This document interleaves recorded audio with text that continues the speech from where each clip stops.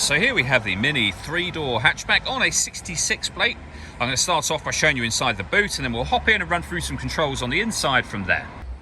As we approach the back of the car, you can see we have reversing sensors, plenty of boot space as well, along with that 60-40 split folding rear seat should you wish to increase this space even further.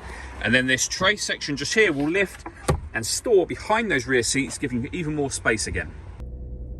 Okay, now that we're inside the car, we're going to start with the dials. On the left-hand side, we have the rev counter, we have the speedometer in the middle, and the fuel gauge over on the right-hand side. Also in the middle, you can see the total miles of the car, which are 28,782. You can change information displayed above that with a button on the end of the indicator stalk for various bits of information, including a digital readout for the speedometer, as you can see. If we back out to the steering wheel, on the left-hand side, we have cruise control and speed limiter, and then we have stereo and phone controls on the right-hand side. The phone itself is paired over on this central screen. Use this dial to highlight any of these options, but phone, you push that in, then you would add a new device by pushing that button in again and follow the instructions on screen from there.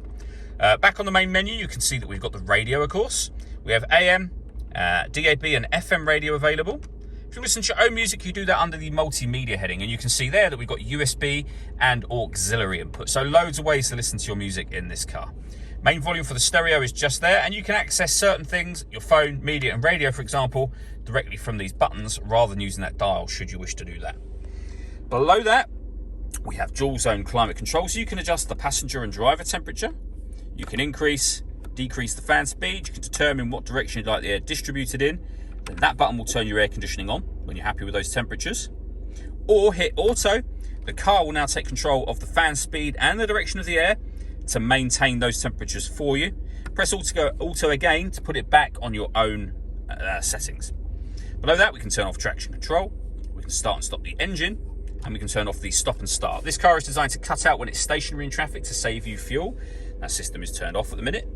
We have USB and auxiliary input down the bottom there, a 6-speed manual gearbox, and then this dial will enable you to change the driving setup of the car, and you'll see that it will glow red for sport, mid-mode, which is your everyday driving, and then green mode as well.